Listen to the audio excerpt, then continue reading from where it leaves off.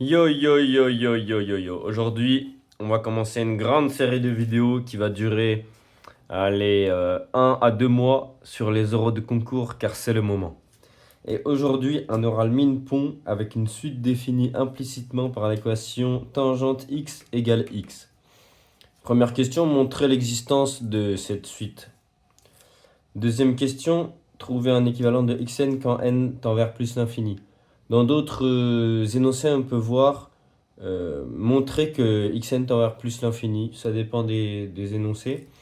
Et là, cet oral, il est assez, comment je pourrais dire, loufoque dans sa dernière question, un peu trompeur, avec déterminer les réels a et b tels que la série xn moins np moins a plus b sur n converge. C'est assez peu conventionnel dans cet exercice, c'est plutôt tout simplement trouver le développement asymptotique de xn à l'ordre 1 sur n carré. Et en effet, si on fait le développement asymptotique de xn jusqu'à l'ordre 1 sur n carré, eh bien on trouvera que ça, ce sera équivalent à quelque chose en 1 sur n carré, ou un truc qui converge du moins, et on pourra montrer que cette série-là converge. Donc la dernière question, en fait, voilà, c'est ça le terme, elle est anecdotique. Montrer que cette série converge, c'est complètement anecdotique, c'est juste faire le développement asymptotique de xn. Donc on est parti, et wow, j'ai donné un coup à la cams. Voilà, là c'est bien, c'est parfait. Tout d'abord, quand on a ce genre d'exercice, avec une équation x égale tangente x, et ben on fonce pas tout droit, on fonce pas le nez dans le guidon, comme je dirais. On fait un dessin. Hop, on trace son axe des ordonnées, son axe des abscisses. Voilà. On trace une belle droite y égale x, donc l'identité. On va commencer à mettre des pi sur 2, des pi, 3 pi sur 2, 2 pi, 5 pi sur 2, 3 pi et 7 pi sur 2. Et ensuite, on va tracer, un moins pi sur 2, pourquoi pas, les tangentes, donc la fonction tangente tout simplement, pour essayer de comprendre l'énoncé. Voilà. Donc là, si je trace bien tangente, ça va mieux se passer évidemment que si je le trace mal. Mais c'est vrai que sur le moins pi sur 2, si on trace mal tangente, on peut se tromper. Mais du coup, pourquoi je fais ça? Bah, tout simplement pour voir directement à quoi ressemble xn. Voilà, donc la fonction tangente qui s'annule tous les pi et donc qui tend en plus ou moins l'infini en les multiples de, comment dire, en les pi plus pi sur 2 ou pi moins pi sur 2. C'est pour ça que le crochet ici, il est ouvert. Et donc, tangente x égale x, on regarde les points d'intersection. Donc là, ça se voit très très mal, mais il se trouve que le seul point d'intersection, c'est 0. De toute façon, on nous dit une unique solution dans l'intervalle moins pi sur 2, quand on prend 1 égale 0. Or, on sait que tangente de 0, ça fait 0. Donc, si on connaît cette solution-là et que l'énoncé nous dit que ça va être unique, bon, on se doute que ça va être celle-ci. Ensuite, ici, on regarde, tiens, ça a l'air d'être là. On regarde, ça a l'air d'être là. On regarde, ça a l'air d'être là. Ok? Donc on a bien, si je représente bien mes intervalles moins pi sur 2 plus npi, voilà, ça c'est un intervalle moins pi sur 2 plus npi, ça c'en est un autre,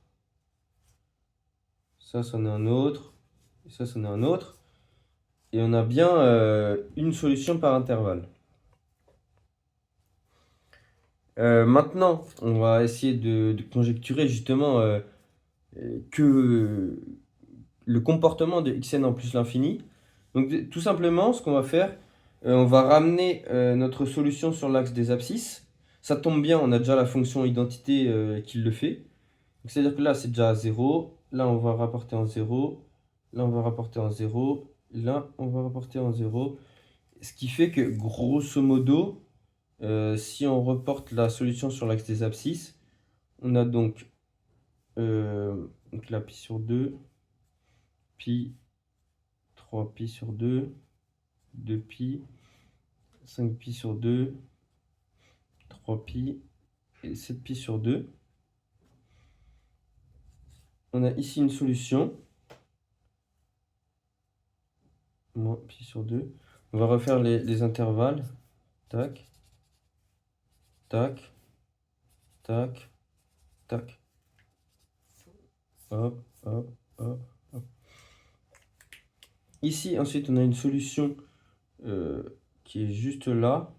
Une solution, pareil ici, qui a l'air collée collée au truc en pi sur 2. Donc déjà, et ça, bien sûr, ça continue jusqu'à plus l'inf. Donc déjà, on se doute bien que xn va tendre quand n tend vers plus l'infini, plus l'infini. Ça a l'air d'être assez parlant. Et ensuite, on se dit, bon, ça a l'air quand même d'être tous les... ça a l'air 3 pi sur 2, 5 pi sur 2, 7 pi sur 2. Et du coup, on peut quand même conjecturer ce qu'on va avoir, surtout vu la forme de l'énoncé. Si l'énoncé donne cette forme de développement asymptotique, ben on se dit, ah ouais, xn, npi, les npi c'est quoi? C'est les pi, 2pi, 3pi, npi plus pi sur 2. Ah, ça a l'air... Et du coup, on se dit, bon, ça a l'air d'être vrai, ça. Ça a l'air d'être assez vrai. Que tous les np plus pi sur 2, bah, que xn est équivalent à ça. Et donc le but maintenant, c'est de le prouver. D'abord, existence de la solution. Donc là, c'était juste la partie graphique. Je montrais que l'équation x égale tangente x, ça donne une unique solution xn. Donc existence et unicité de solution. Bon, on a le théorème des valeurs intermédiaires, on a le théorème de la bijection continue. Il y a pas mal de théorèmes qui nous permettent de faire ça. C'est assez classique. Et ce qu'on fait la plupart du temps, c'est poser une fonction auxiliaire pour se ramener au cas 0. C'est souvent ce qu'on fait. C'est vraiment très utile. C'est une méthode à savoir. Donc posons G, donc qui va de npi moins pi sur 2, npi plus pi sur 2 dans R, et qui a x associé tangente x moins x. Et donc, la solution de cette équation, si xn est une solution de cette équation, eh bien, elle va annuler g. Donc, on cherche les endroits où g vaut 0.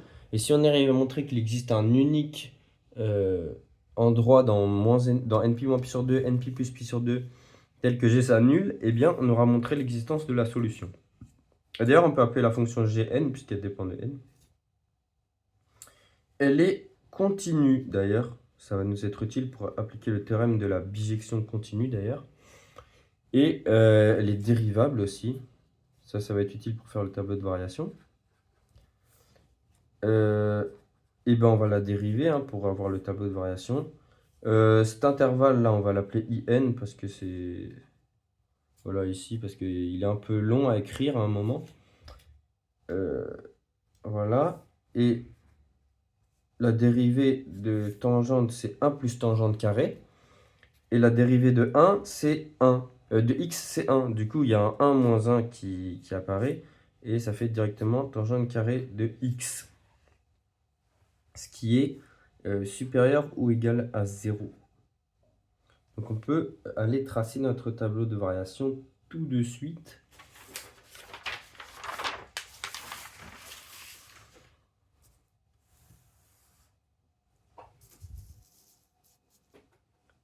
Hop.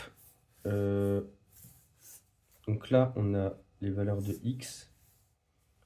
On a npi moins pi sur 2. Npi plus pi sur 2. Ensuite, npi qui est la valeur en laquelle gn' de x vaut 0. J'ai oublié d'ajouter que, en fait, tangente carré de x est supérieur ou égal à 0. et le cas d'égalité, gn' de x égale 0, si et seulement si tangente de x égale 0, ça c'est la fonction carré qui nous dit ça, et tangente de x égale 0, si et seulement si x est égal à nπ. Ça, c'est l'étude de la fonction tangente périodique sur un intervalle moins pi sur 2 plus nπ plus pi sur 2. On le voit bien ici, elle s'annule en nπ. Donc, on a notre unique 0 de la fonction dérivée de g en nπ. Là, c'est positif, là, c'est positif. Ensuite, gn, on trace ses variations. On a du positif, sachant qu'elle n'est pas définie ni gn', hein, d'ailleurs. On a des doubles barres ici parce qu'elle n'est pas définie. En nπ moins pi sur 2, elle tend vers moins l'infini, tangente. D'ailleurs, on va déterminer les limites.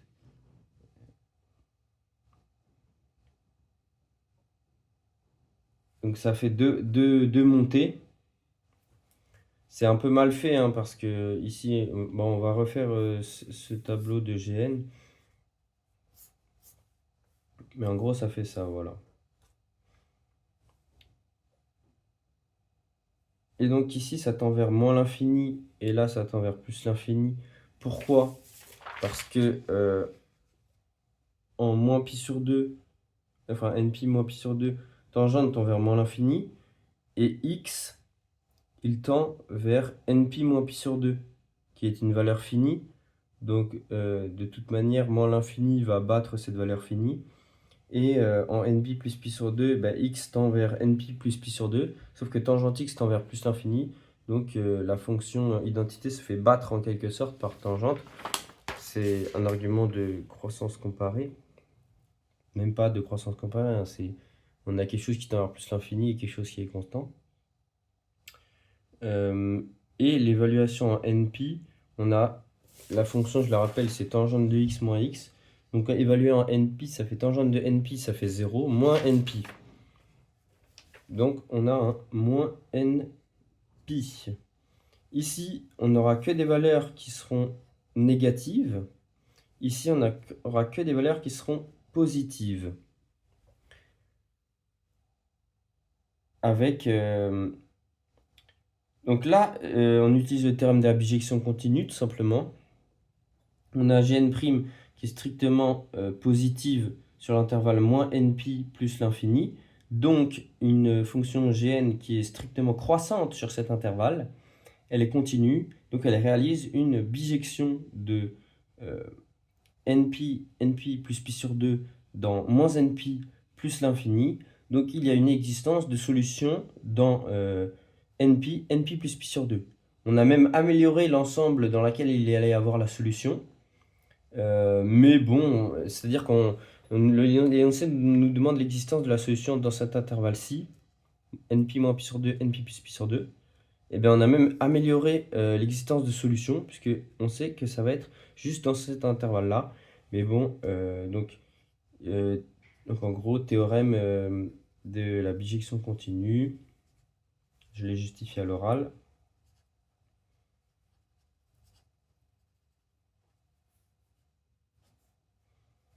Existence unique de xn dans in, voilà. Ensuite, l'équivalent de xn lorsque n tend vers plus infini, et donc un peu ce qu'on avait dit, essayer de montrer cette chose-là. Ben, l'idée des nπ, elle est graphique, tout simplement. L'idée des nπ, elle est graphique. Et nous, ce qu'on se dit, c'est, tiens, en fait, ça se passe pareil à chaque intervalle in, quoi.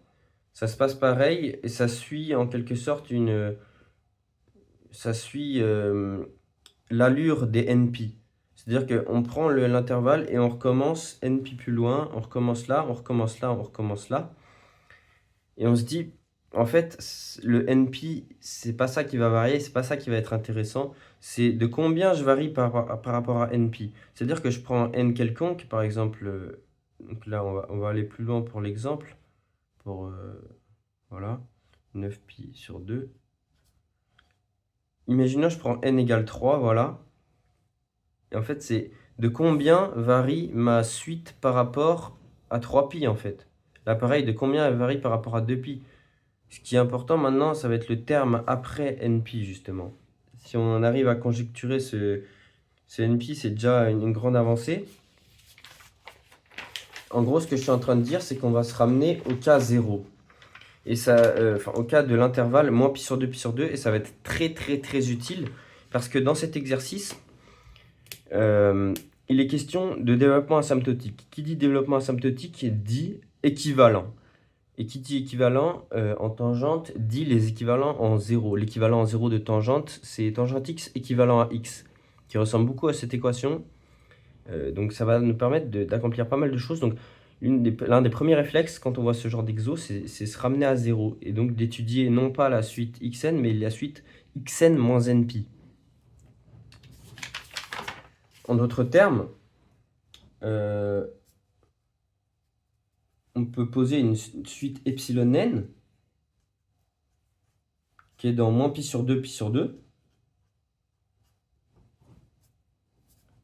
tel que xn égale npi plus epsilon n.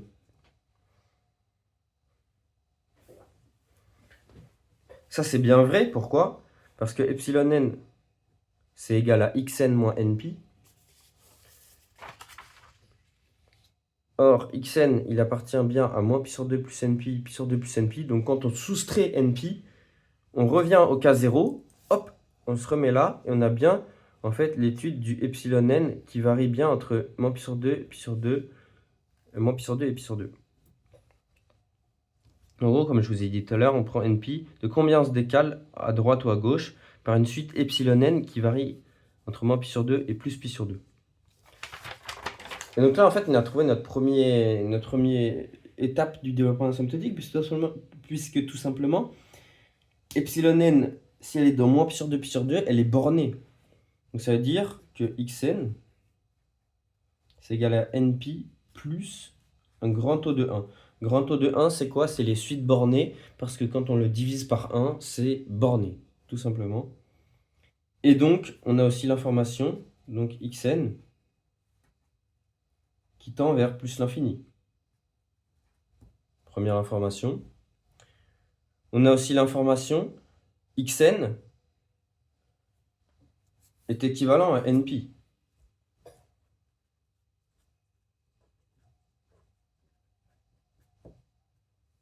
Donc si on veut trouver l'équivalent de l'énoncé là, en quelque sorte, lui, il marche. Pourquoi? Parce que xn divisé par npi, c'est npi plus le grand taux de 1 en question divisé par npi. Ça fait 1 plus quelque chose de borné sur npi. Et ça tend bien vers 1. Donc on a bien trouvé notre équivalent. Un premier équivalent. Et maintenant, tout va se jouer sur le développement asymptotique de xn. Et pour ce faire, donc c'est vraiment pas évident ce développement asymptotique. Il faut bien se rendre compte de quels outils sont à notre disposition. Mais d'abord, la méthode générale pour obtenir un développement asymptotique, c'est d'étudier, une fois qu'on a un équivalent comme ça, c'est d'étudier xn moins npi, toujours faire passer de l'autre côté, trouver un équivalent de ça, équivalent à une suite, on va dire une suite un, voilà. Et d'utiliser la propriété suivante, que ça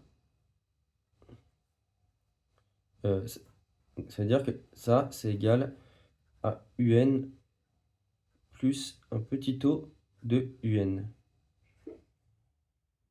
Ça, c'est une propriété vraiment pas dure à démontrer. Et en gros, ça se base sur ça, les développements asymptotiques. On soustrait le terme de l'autre côté, on trouve un équivalent, et ça nous fait notre prochain terme du développement asymptotique. Voilà, tout simplement. Et c'est un peu ce qu'on va faire avec les A, les B sur N, blablabla. Mais pour trouver ce développement asymptotique donc ça c'est la méthode générale, mais dans ce cas précis, on est un peu coincé parce que xn moins np, qu'est-ce que vous voulez que j'en dise? Il va falloir utiliser les outils à notre disposition. Donc les outils à notre disposition, je vais les écrire rapidement ici. Déjà, c'est que tangente xn égale xn. C'est l'énoncé qui nous le dit. Ensuite, on aura les équivalents, l'équivalent usuel de tangente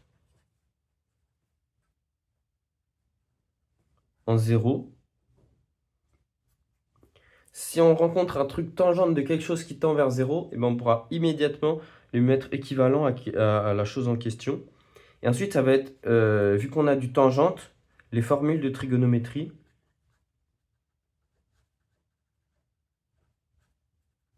Et deux qui vont nous être utiles aujourd'hui, c'est tangente de A plus B égale tangente de A plus tangente de B sur 1 moins tangente de A tangente de B.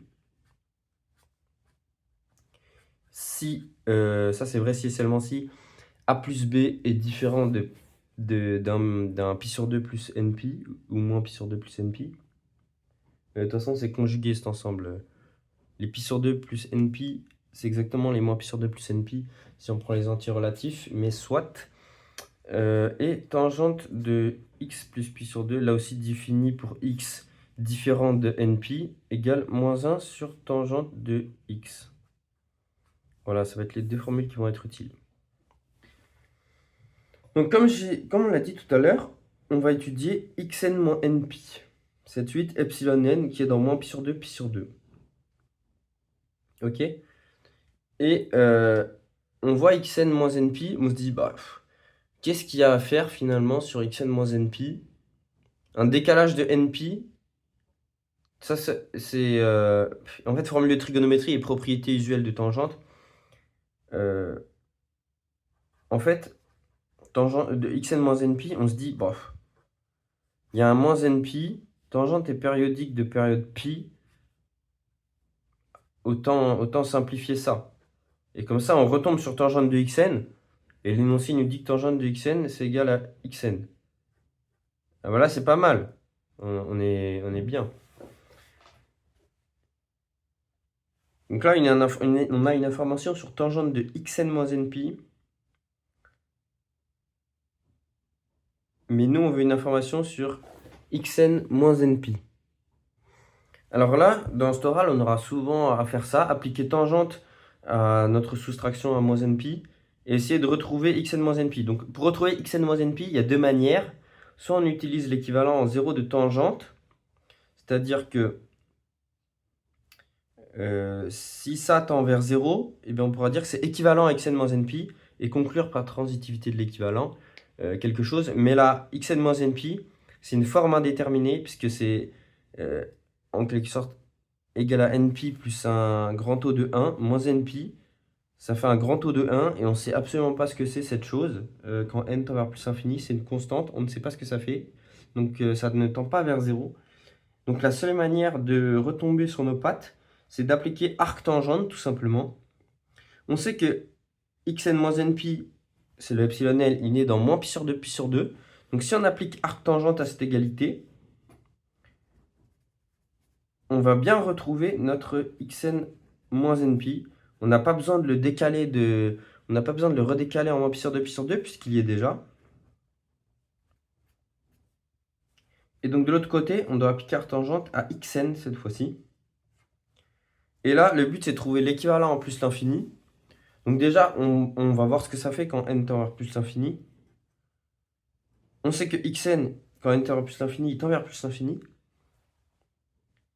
Mais arctangente en plus l'infini, ça tend vers plus pi sur 2. Sachant que arctangente est continue, on a donc que ça tend vers pi sur 2. Et donc on a bien trouvé que xn moins np équivalent à pi sur 2 en plus l'infini,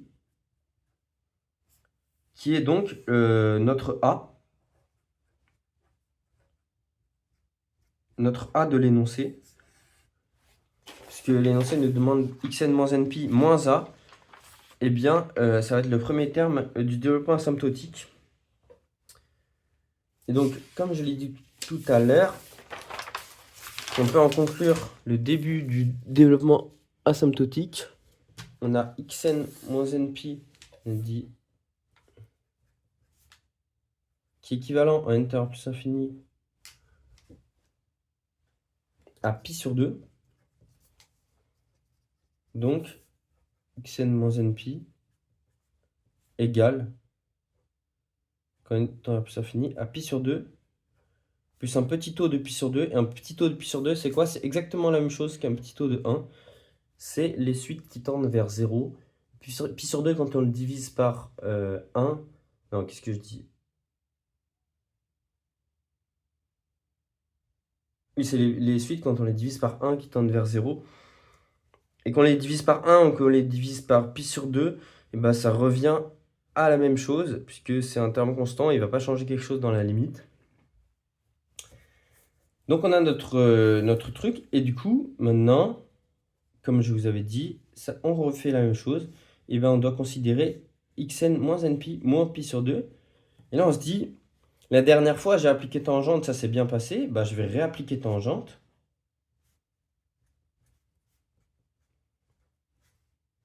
Ensuite, je vais réappliquer la propriété de périodicité de tangente. On a vu tout à l'heure que c'était tout simplement égal à tangente de xn moins pi sur 2. Hop, tangente de xn moins pi sur 2, j'ai une formule de Trigo que j'ai loupé tout à l'heure. D'ailleurs, c'est tangente de xn moins pi sur 2 ici. C'est moins 1 sur tangente de x. On va l'écrire. Moins 1 sur tangente de x, n.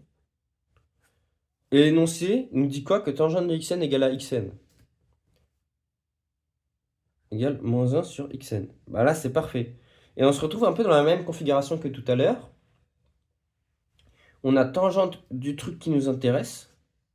C'est ça qui nous intéresse. Égale à quelque chose. Et on doit retourner à ça. Et comme j'ai dit, deux manières.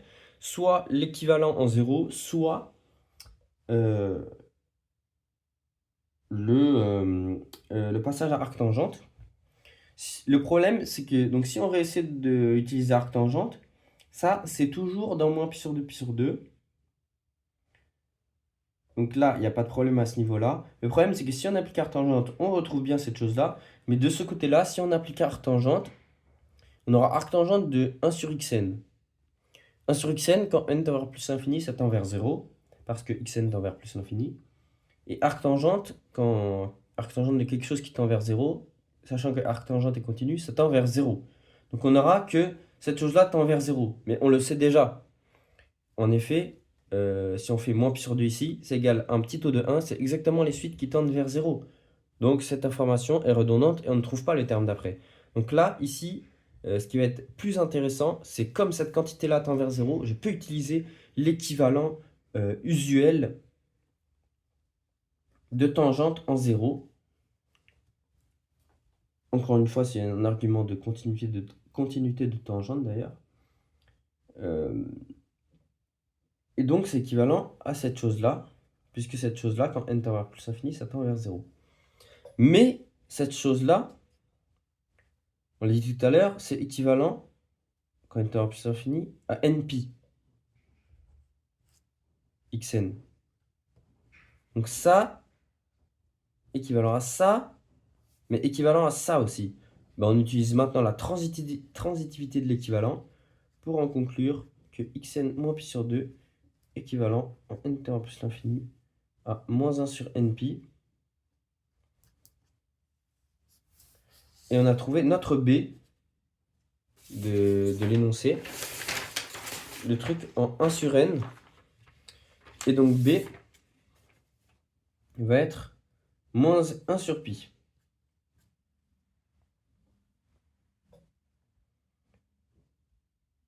Non, il va être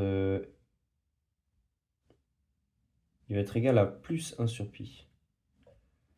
Voilà. Et donc maintenant, on doit montrer que donc on a la suite du développement asymptotique.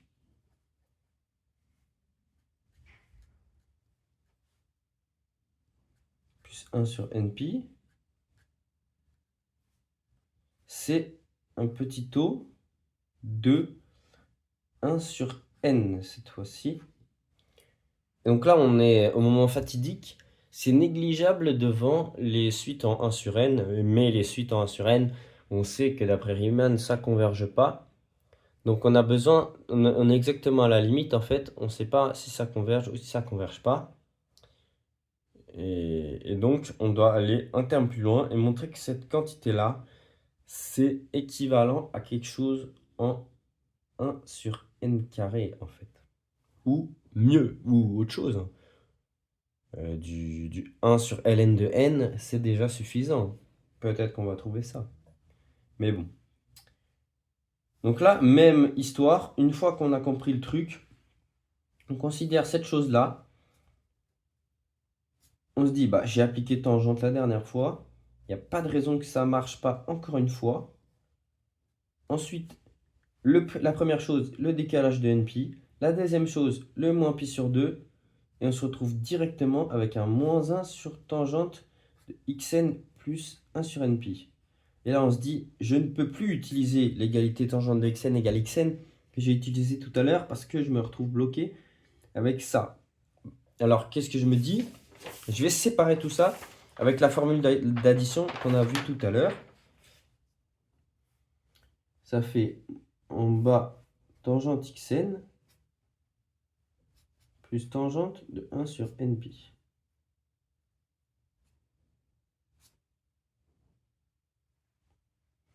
Et en haut, ça fait 1 moins tangente de xn, tangente de nπ. Hop. Et là, on voit apparaître nos tangentes de xn qu'on aime bien. On sait qu'ils sont égaux à xn. En haut, on a un tangente de nπ qu'on aime beaucoup aussi. On sait que c'est égal à 0. Donc tout simplement, en haut, on a du 1 en fait. On a un 1 en haut. Ah non, non, je me suis trompé, désolé. C'est tangente de 1 sur nπ. Oui, il y avait c'est 1 sur nπ, oui. J'ai écrit n'importe quoi. Mais c'est, voilà. xn, tangente de 1 sur nπ. Moins 1. Et en bas, xn plus tangente de 1 sur nπ. Voilà. Et là, si on regarde comme tout à l'heure, on essaie de regarder la limite de ça. C'est ce qu'on est en train de faire. Xn, ça tend vers plus infini. Bon. Tangente de xn, tangente de ça, bah, ça tend vers 0. Donc le truc tend vers 0. Déjà, on a un 0 fois plus l'infini. On ne sait pas trop ce que ça fait en haut. En bas, on a un plus l'infini en bas. On a un 0 ici. On a un plus l'infini en bas. Plus l'inf fois 0 en haut. On n'a pas trop d'idée de ce que ça fait, ça. Donc on va essayer de s'en sortir avec un développement, les développements asymptotiques qui sont à notre disposition. C'est-à-dire que en haut, on sait que xn il est égal à nπ plus pi sur 2 plus moins 1 sur nπ plus un petit taux de 1 sur n. Voilà. Tangente de 1 sur nπ, on utilise l'équivalent usuel en 0, 1 sur nπ, et on va aller jusqu'au petit taux de 1 sur n carré. On sait que tangente est paire, donc on peut aller jusqu'à cet ordre-là, et ça va nous être bien utile, vous allez voir. En bas, on a la même chose. Moins 1 sur nπ, plus un petit taux de 1 sur n, et on a plus 1 sur nπ plus un petit taux de 1 sur n carré. Donc ici, on a déjà des termes qui se compensent. Ça peut être intéressant, ma foi. Je vais juste dire que c'est égal à nπ, tiens, à nπ plus un petit taux de 1. On va voir si on a besoin de plus tout à l'heure, mais voilà. J'englobe du coup mon pi sur 2 dans un petit taux de 1. Ma foi, pourquoi pas. Et en haut, qu'est-ce qui se passe en haut? Il se passe qu'on a un gros produit de tout ça. On a npi fois 1 sur npi, ça fait 1. Et on a un moins 1 là-bas. Donc déjà, ça va partir. Ensuite, on a un pi sur 2 fois 1 sur npi. Ça fait du 1 sur 2n. Ok. Ensuite, on a ce moins 1 sur npi fois 1 sur npi. Ça fait du moins 1 sur n au carré pi au carré. Ensuite, globalement, ce qui va se passer, c'est que 1 sur n fois 1 sur n carré, ça fait du 1 sur n cube. 1 sur n carré fois 1 sur n, voilà pareil, fois pi sur 2, ça fait du 1 sur n carré, et fois npi, ça fait du plus petit o de 1 sur n. Du coup, le plus gros truc qu'on va avoir, c'est bien ce produit-là, en petit o. C'est 1 sur n carré fois npi, c'est du petit o de 1 sur n. Même lui, c'est du petit o de 1 sur n carré. Du coup, on a du petit o de 1 sur n en haut. Voilà. Et d'ailleurs, lui, il est en n carré. Donc, on va l'englober dans ce petit o de 1 sur n. Plus un petit o de 1 sur n. npi plus un petit o de 1. Ensuite, du coup, qu'est-ce qu'on peut dire? Ça, c'est équivalent quand n tend à plus infini à 1 sur 2n, en haut, grâce au petit o de 1 sur n. On utilise la même chose que je disais tout à l'heure. C'est ça, hein. Quand c'est égal à un plus un petit o de un, c'est que c'est équivalent à un. Donc en haut, c'est équivalent à 1 sur 2n. En bas, c'est équivalent à npi, tout simplement. De la même manière que l'autre. Avec un un qui est encore plus négligeable que... C'est même pas un petit o de n, c'est un petit o de 1, donc c'est encore mieux. C'est encore plus équivalent à ça. Donc, équivalent du numérateur, équivalent du dénominateur, rapport d'équivalent, on a le droit. Et donc, c'est équivalent quand n tend plus l'infini à 1 sur 2n carré pi. Et donc, ça, par Riemann, la série de ça converge. Et donc, on utilise le même argument, c'est-à-dire que ça tend vers 0 quand n tend plus infini. C'est mieux que ça tend vers 0, c'est quand on le multiplie par n, ça tend vers 0, donc bien sûr que ça tend vers 0. On utilise l'équivalent de tangente en 0, donc c'est ça, c'est équivalent à ce qu'il y a à l'intérieur. Et ensuite, transitivité de l'équivalent, qui nous permet d'arriver jusqu'à là.